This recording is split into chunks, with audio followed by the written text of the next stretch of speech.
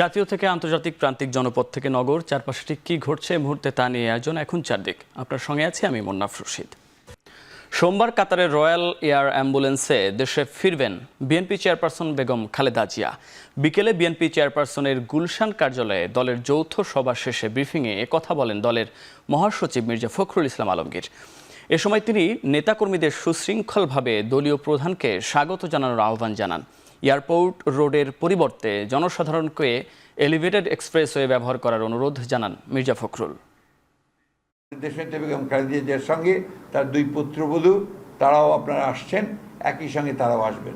আপনার বিমানের ফ্লাইটে আমরা সব কিছু রেডি করে ফেলেছিলাম, তো বিমানেরটা 11টা ছিল, দুপুর 11টা।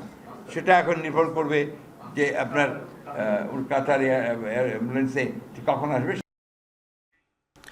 নারী বিষয়ক সংস্কার কমিশন বাতিল করে আলেমদের পরামর্শ ও ধর্মপ্রাণ নারীদের নিয়ে অন্তর্ভুক্তিমূলক নতুন কমিশন গঠনের দাবি জানিয়েছে হেফাজতে ইসলাম বাংলাদেশ। রাজধানীর সোহরাওয়ার্দী উদ্যানের মহাসমাবেশে পাঠ করা ঘোষণাপত্রে এ দাবি তুলে ধরে সংগঠনটি। 12 দফা ঘোষণাপত্রে সংবিধানে বহুত্ববাদ সংযোজনের আত্মঘাতী ধারণা থেকে সরে আসারও আহ্বান জানানো হয়। ঘোষণা করা হয় দাবি আদায়ে আগামী 23 মে সারা দেশে বিক্ষোভ করবে হেফাজতে ইসলাম। দাবিতে জনসমুদ্রে রূপ নেয় রাজধানীর সোহরাওয়ার্দী উদ্যান। সমাবেশে বক্তব্য রাখেন আলেম ওলামা সহ রাজনৈতিক নেতৃবৃন্দ ও বিশিষ্টজনেরা। এ সময় এনসিপির দক্ষিণাঞ্চলের মুখ্য সংগঠক হাসনাত আবদুল্লাহ বলেন, আওয়ামী লীগ নিষিদ্ধ সবচেয়ে বড় সংস্কার। আওয়ামী লীগের পুনর্বাসন এই ভূখণ্ডে আর হবে না বলেও সাফ জানিয়ে দেন তিনি। আমার দেশ পত্রিকার সম্পাদক মাহমুদুর রহমান বলেন, দেশে আর যেন ফ্যাসিবাদ ফিরে না আসে সেই সংস্কার করতে হবে। অপ্রয়োজনীয় ইস্যু তৈরি করার জন্য যেসব কমিশন তৈরি হয়েছে তা দ্রুত বাতিল করার আহ্বান জানান তিনি। পরে ঘোষণাপত্রে দাবি জানানো হয় জাতীয় নির্বাচনের আগে হাসিনা ও তার দোসরদের বিচার নিশ্চিত করতে হবে। আওয়ামী লীগের বিচার না হওয়া পর্যন্ত তাদের সকল কার্যক্রম নিষিদ্ধ করারও দাবি তোলা হয়। জাতীয় নির্বাচনের আগেই ফ্যাসিস্ট হাসিনা আওয়ামী লীগের পুনর্বাসনের প্রতি সারা বাংলাদেশের মানুষ রেড কার্ড দেখিয়ে দিয়েছে। 5ই আগস্ট আমরা সিদ্ধান্ত জানিয়ে দিয়েছি, এই ভূখণ্ডে আওয়ামী লীগের আর পুনর্বাসন হবে না। শাপলা চত্বরে যারা গণহত্যার শিকার হয়েছে তাদের প্রত্যেকে শেখ হাসিনার বিরুদ্ধে গণহত্যার মামলা দায়ের করতে হবে। এটাই আমার আজকে 1 নম্বর দাবি। জাতীয় নির্বাচনের আগেই ফ্যাসিস্ট হাসিনা ও তার চিহ্নিত দোসরদের বিচার সম্পূর্ণ করতে হবে। 4 গণহত্যাকারী ফ্যাসিস্ট আওয়ামী লীগকে সন্ত্রাসী দল হিসেবে ঘোষণাপূর্বক বিচার নিশ্চিত করতে হবে। বিচার সম্পন্ন না হওয়া পর্যন্ত তাদের সব ধরনের কার্যক্রম ও তৎপরতা নিষিদ্ধ করতে হবে। নারীর ন্যায্য অধিকার প্রতিষ্ঠায় আগামী 3 মাসের মধ্যে বিভাগীয় সম্মেলন করা হবে। 2 আগামী 23 মে 2024 বাদ জুমা 4 দফা দাবিতে দেশব্যাপী বিক্ষোভ কর্মসূচি পালন করা হবে।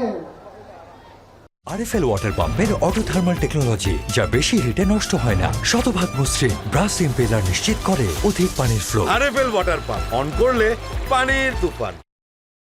সবাই সহযোগিতা করলে ফেব্রুয়ারি থেকে এপ্রিল মাস নির্বাচনের জন্য উপযুক্ত সময় বললেন জামায়াতে ইসলামীর আমির ডাক্তার শফিকুর রহমান। সকালে রাজধানীর মগবাজারে জামায়াতের জেলা ও মহানগরীর আমির সম্মেলন শেষে তিনি একথা বলেন।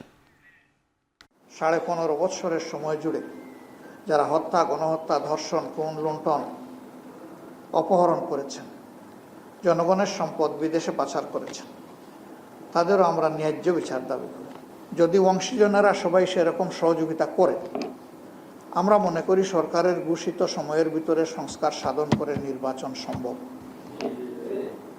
এর জন্য 2টি সময়কে আমরা উপযুক্ত মনে করি। একটি হচ্ছে ফেব্রুয়ারি মাস রোজা শুরু হওয়ার আগে, আরেকটি হচ্ছে যদি কোনো কারণে এই সময়ের ভিতরে সংস্কারগুলো এবং বিচারের দৃশ্যমান প্রক্রিয়া জনমনে আস্থা সৃষ্টির পর্যায়ে না আসে, তাহলে ম্যাক্সিমাম এপ্রিল পার হওয়া উচিত নয়। জাতীয় নির্বাচনের আগে স্থানীয় নির্বাচন না দেয়ার প্রস্তাব দিয়েছে জাতীয়তাবাদী সমমনা জোট। এদিকে গণভোটের মাধ্যমে সংবিধান সংস্কারের প্রস্তাব দিয়েছে বাংলাদেশের সমাজতান্ত্রিক দলের নেতারা। এছাড়া রাজনৈতিক দলগুলোর মধ্যে মতপার্থক্য থাকলেও বৃহৎ স্বার্থে তারা ছাড় দিবে বলে আশা ব্যক্ত করেন জাতীয় ঐক্যমত্য কমিশনের সহসভাপতি ডক্টর আলী রিয়াজ। শনিবার জাতীয় সংসদ ভবনের এলডি হলে জাতীয় ঐক্যমত্য কমিশনের বৈঠকে এসব কথা বলেন তারা। ঐক্যমত্য কমিশন জানায়, দেশের স্বার্থে রাজনৈতিক দলগুলো তাদের প্রস্তাবে ছাড় দিবে। বৈঠক শেষে জাতীয়তাবাদী সমমনা জোটের নেতারা জানায়, কমিশনের 166 প্রস্তাবের মধ্যে 112টিতে একমত তারা, 28টিতে আংশিক একমত ও 26টি প্রস্তাবে একমত নয় তারা। জাতীয় নির্বাচন দেওয়ার আগে কোনোভাবেই স্থানীয় সরকার নির্বাচন না দেওয়ার প্রস্তাব তুলে ধরেন বৈঠকে। এদিন বিকেলেই ঐক্যমত্য কমিশনের সঙ্গে বৈঠকে বসেন বাংলাদেশের সমাজতান্ত্রিক দলের 12 সদস্যের প্রতিনিধি দল। বৈঠক শেষে তারা জানান, নারী সংস্কার কমিশন বাতিল চাওয়া গণঅভ্যুত্থান পরিপন্থী। রাজনৈতিক দলগুলোর সঙ্গে আলোচনা শেষে জাতীয় সনদ তৈরি করতে 15 জুলাই পর্যন্ত সময় নির্ধারিত বলে জানায় জাতীয় ঐক্যমত্য কমিশন। রাজনৈতিক দল এলডিপি ভাসানী অনুসারী পরিষদ থেকে গণ অধিকার পরিষদে যোগ দিলেন এক ঝাঁক নেতারা। এছাড়াও যোগ দিয়েছেন সমাজের নানা শ্রেণী পেশার নাগরিক। রাজধানীর ডিপ্লোমা ইঞ্জিনিয়ার্স ইনস্টিটিউটে আজ আনুষ্ঠানিকভাবে হয় সহস্রাধিক সদস্যের এই যোগদান কর্মসূচি। যোগদান অনুষ্ঠানে উপস্থিত হয়ে নতুন সদস্যদের ফুল দিয়ে বরণ করে নেন দলটির সভাপতি নুরুল হক নূর। এ সময় তিনি বলেন, নতুন নেতৃত্বের প্রতি জনগণের আস্থা তৈরি হয়েছে, তা পূরণে আগামী নির্বাচনে 300 আসনে প্রার্থী দিয়ে জনগণের সামনে বিকল্প নেতৃত্ব হিসেবে হাজির হবে গণ অধিকার পরিষদ। এই মাসের দ্বিতীয় সপ্তাহের মধ্যেই 100 প্রার্থীর তালিকা প্রকাশ করা হবে। এছাড়া অনুষ্ঠানে গণ অধিকার পরিষদের সাধারণ সম্পাদক মোহাম্মদ রাশেদ খান বলেন, 2021 সালে এই দলটির জন্ম না হলে 24-এর গণ অভ্যুত্থান হতো না। গণহত্যার বিচার, ঐক্যমত্যের ভিত্তিতে রাষ্ট্র সংস্কার সহ ডিসেম্বরে বিজয়ের মাসে নির্বাচন, গণ অধিকার পরিষদের এখন এই 3টি দাবি। MRT-1 প্রকল্পের নির্মাণ কাজ ঘিরে রাজধানীর প্রগতি সরণির বিকল্প 3টি সড়কের সম্ভাব্যতা যাচাই করেছে ঢাকা উত্তর সিটি কর্পোরেশন। জনদুর্ভোগ লাঘবে সব পক্ষের সাথে আলাপ শেষে দ্রুততম সময়ের মধ্যে বিকল্প সড়ক চালুর আশ্বাস দেন ডিএনসিসি প্রশাসক মোহাম্মদ এজাজ। সকালে রাজধানীর কুড়িলে বিকল্প সড়ক পরিদর্শন করে মোহাম্মদ এজাজ বলেন, প্রগতি সরণিতে জনভোগান্তি কমাতে পূর্বাচল 300 ফিট সড়ক থেকে 3টি বিকল্প সড়ক নির্মাণ করা হবে। এক্ষেত্রে মেট্রো কর্তৃপক্ষ রাজুক ঢাকা মেট্রোপলিটন পুলিশের সাথে কথা বলে নির্মাণ কাজ শুরু করবে। বসুন্ধরা বা স্বদেশ আবাসন কর্তৃপক্ষের সরকারি সড়কে গাড়ি চলাচলে বাধা দেওয়ার এখতিয়ার নেই বলেও জানান ডিএনসিসি প্রশাসক। এর আগে 2024 সালে শুরু হয় 31.24 কিলোমিটার বিস্তৃত MRT-1 প্রকল্পের 2টি লাইনের কাজ। রাস্তা খোঁড়াখুঁড়ি করে কাজ চলমান থাকায় প্রগতি সরণিতে প্রতিদিনই তৈরি হয় সীমাহীন যানজট। বুয়েট ছাত্র আবরার ফাহাদ হত্যা মামলায় 20 জনের মৃত্যুদণ্ড ও 5 জনের যাবজ্জীবন কারাদণ্ডের পূর্ণাঙ্গ রায় প্রকাশ করেছেন হাইকোর্ট। সুপ্রিম কোর্টের ওয়েবসাইটে 131 পৃষ্ঠার পূর্ণাঙ্গ রায় দেয়া হয়েছে। এর আগে গেল 16 মার্চ বিচারপতি AK-M আসাদুজ্জামান ও বিচারপতি সৈয়দ এনায়েত হোসেনের সমন্বয়ে হাইকোর্ট বেঞ্চ আসামিদের ডেথ রেফারেন্স, আপিল ও জেল আপিলের ওপর শুনানি শেষে এই রায় ঘোষণা করেন। 2019 সালের 6 অক্টোবর বুয়েটের শেরেবাংলা হলে নির্মমভাবে পিটিয়ে হত্যা করা হয় তড়িৎ ও ইলেকট্রনিক প্রকৌশল বিভাগের 2য় বর্ষের ছাত্র আবরার ফাহাদকে। এদিকে মৃত্যুদণ্ড পাওয়া আসামি মুনতাসির আল জেমি গেল বছর 6 আগস্ট গাজীপুরের হাই সিকিউরিটি কেন্দ্রীয় কারাগারের দেয়াল ভেঙে পালিয়ে যায়। এবার আন্তর্জাতিক প্রসঙ্গ। কাশ্মীর ইস্যুতে যুদ্ধ আতঙ্কের মধ্যে জরুরি পরিস্থিতিতে মহাসড়কের পাশে যুদ্ধবিমান অবতরণ করাতে নতুন মহড়া চালালো ভারতীয় বিমান বাহিনী। শুক্রবার উত্তরপ্রদেশের শাহজাহানপুরে চালানো হয় এ মহড়া। এতে অংশ নেয় Rafale, Jaguar, Mirage, Sukhoi, MiG-29, C-130J super Hercules সহ অত্যাধুনিক সব সামরিক উড়োযান। নির্মাণাধীন গঙ্গা এক্সপ্রেসওয়ের পাশে নির্মিত 3.5 কিলোমিটার দীর্ঘ জরুরি অবতরণ মহাসড়কে চলে এই মহড়া। ভারতের একমাত্র মহাসড়ক সংলগ্ন বিমান ঘাঁটি এটি, যেখানে রাতের আধারেও যুদ্ধবিমান অবতরণ করতে পারবে।